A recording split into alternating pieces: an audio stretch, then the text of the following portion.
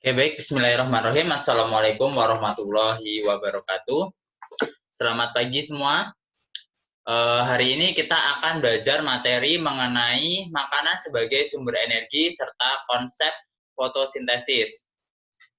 Oke, sebelum kita melanjutkan materi atau membahas materi mengenai makanan sebagai sumber energi, kita akan mengulas materi yang minggu lalu telah saya berikan, yaitu mengenai konsep energi serta sumber-sumber energi.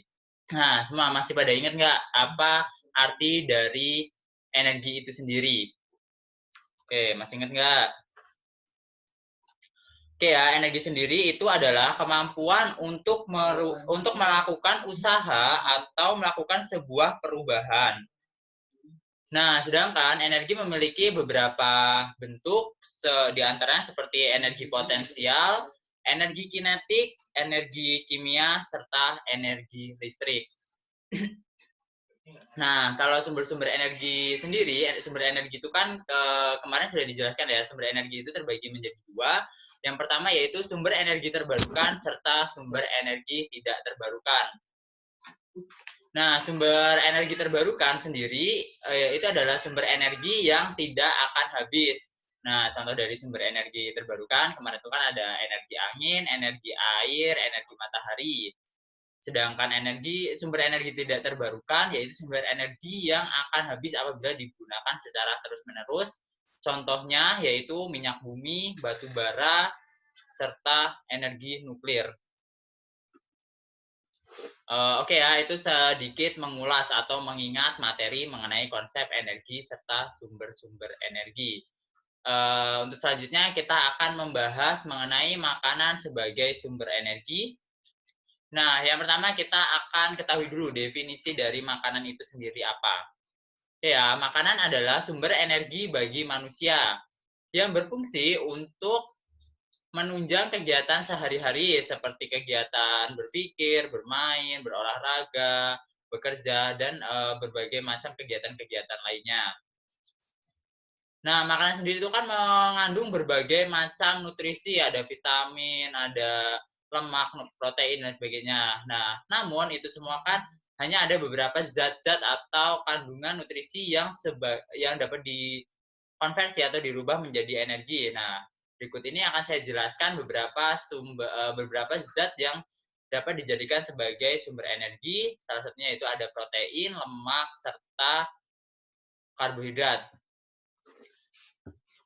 Nah, ini contoh-contoh kegiatan sehari-hari ya. Ini kegiatan anak yang sedang bermain, sedang melukis, kan dia sedang memikirkan apa yang akan dia gambar. Nah, zat sebagai sumber energi yang pertama yaitu karbohidrat. Karbohidrat sendiri itu merupakan senyawa kimia yang tersusun atas unsur-unsur karbon. Nah, jadi karbohidrat ini apabila kita konsumsi atau kita makan di dalam tubuh itu akan dikonversi atau dirubah menjadi energi sehingga kita jadi memiliki tenaga untuk beraktivitas. Nah, dalam kehidupan sehari-hari, makanan apa saja sih atau sumber-sumber makanan apa saja yang banyak mengandung karbohidrat? Salah satu sumber-sumber makanan yang banyak kita konsumsi setiap hari yang banyak mengandung karbohidrat, yang pertama yaitu ada beras, ada jagung, ada ubi, ada roti, dan berbagai jenis makanan lainnya.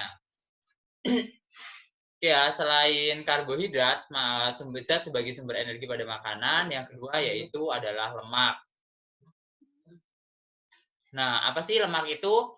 Lemak itu sendiri memiliki arti senyawa kimia yang mengandung unsur karbon, hidrogen, serta oksigen.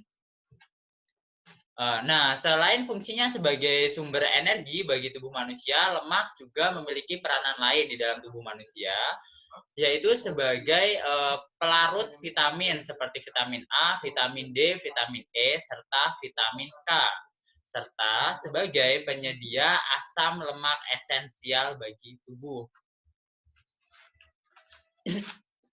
Ya, nah, lemak ini sendiri juga terbagi atas dua jenis. Yang pertama yaitu lemak hewani serta lemak nabati. Lemak hewani itu sendiri adalah lemak yang berasal dari hewan atau bersumber dari hewan. Contohnya itu seperti daging, susu, dari ikan, telur, serta keju. Nah, kalau jenis lemak nabati adalah lemak yang dihasilkan dari tumbuhan. Nah, contohnya yaitu kelapa, kacang-kacangan, dan buah alpukat. Nah, mungkin anak-anak belum banyak memahami ya mengenai lemak nabati itu sendiri itu seperti apa. Nah, jadi kalau misalkan mau lihat contoh bahwa ternyata tumbuhan itu benar-benar menghasilkan lemak, tidak hanya hewan yang bisa menghasilkan lemak, itu lihat ketika misalkan ibu di rumah itu memasak makanan yang menggunakan santan gitu. Lihat di bagian atas atau di bagian permukaan santan itu akan terlihat ada minyak. Nah, itu salah satu bukti bahwa tumbuhan itu bisa menghasilkan lemak.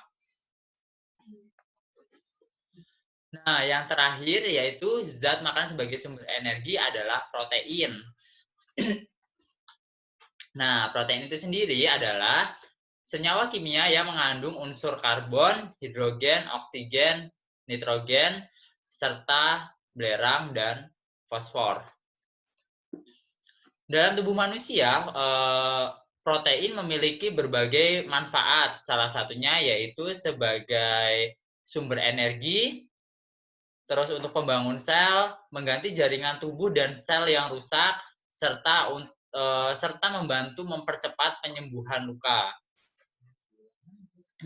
Adapun beberapa jenis makanan dalam kehidupan sehari-hari yang biasa kita konsumsi, makanan yang sumber protein itu ada susu, ada daging, ada telur, ada keju, serta kacang-kacangan. Sama dengan lemak tadi, bahwa protein juga terbagi atas dua jenis. Yang pertama yaitu protein hewani atau protein yang berasal dari hewan, serta protein nabati atau protein yang berasal dari tumbuhan. Nah, contoh protein yang berasal dari hewan atau protein hewani yaitu ada protein dari daging, ikan, susu, serta keju. Sedangkan untuk protein nabati itu sendiri bisa berasal dari kacang-kacangan, dari tahu, tempe, dan gandum. Ya, ini mengenai materi sumber energi. Nah, ini kan makanan sebagai sumber energi bagi tubuh manusia. Nah, selain manusia dan hewan, tumbuhan juga memerlukan makanan sebagai sumber energi. Tapi selama ini kalian ketahui nggak, udah atau belum, bagaimana cara tumbuhan memperoleh makanannya itu? Nah, jadi tidak hanya manusia dan hewan ya yang perlu makan, tapi tumbuhan juga perlu makan. Namun, tumbuhan memiliki caranya tersendiri untuk mengolah makanan, yaitu melalui proses fotosintesis. Apa sih proses fotosintesis tersebut? Oke, mari kita lanjut ke materi konsep fotosintesis. Nah, jadi proses fotosintesis itu sendiri merupakan proses perubahan zat anorganik menjadi zat organik yang berupa glukosa. Proses fotosintesis ini terjadi pada bagian daun pada tumbuhan. Nah, ini ya bagian fotosintesis akan terjadi di bagian daun. Namun ada beberapa tumbuhan yang tidak memiliki daun, contohnya seperti tumbuhan kaktus, maka tumbuhan ini akan melakukan fotosintesis pada batangnya. Nah, dalam melakukan proses fotosintesis sendiri, tumbuhan itu memerlukan beberapa bahan, diantaranya yaitu air, karbon dioksida, serta cahaya. Cahaya ini bisa berasal dari cahaya matahari maupun cahaya yang lain, bisa dari cahaya lampu. Nah, jadi air itu sendiri akan diperoleh tanaman melalui akar. Nah, ini di sini kan dari tanah ada sumber air yang akan diserap oleh akar menuju ke bagian daun. Sedangkan karbon dioksida sendiri akan diambil oleh daun melalui stomata. Nah, untuk proses pengolahan atau proses fotosintesis yaitu ada reaksinya yang disebut reaksi fotosintesis, di mana pada proses fotosintesis itu memerlukan 6 CO2 atau 6 karbon dioksida plus 6 H2O atau air yang dibantu oleh cahaya matahari dan klorofil akan menghasilkan 6 CO2 C6H12O6 O6 plus 6O2 atau karbohidrat plus oksigen. Nah, jadi karbohidrat inilah yang akan berfungsi sebagai makanan tumbuhan. serta oksigen. Nah, sedangkan oksigen ini adalah zat atau gas yang sangat diperlukan oleh kehidupan manusia dan hewan pada saat proses respirasi atau proses pernafasan.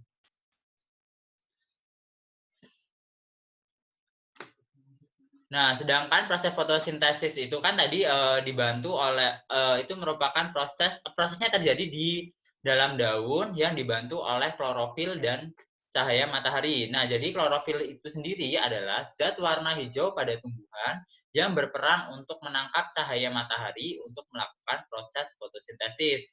Sedangkan proses fotosintesis atau pengolahan makanan itu sendiri terjadi pada bagian yang disebut dengan kloroplas. Oke ya, mungkin ini yang bisa Bapak sampaikan. Saya akhiri. Wabillahi taufiq wal hidayah. Wassalamualaikum warahmatullahi wabarakatuh.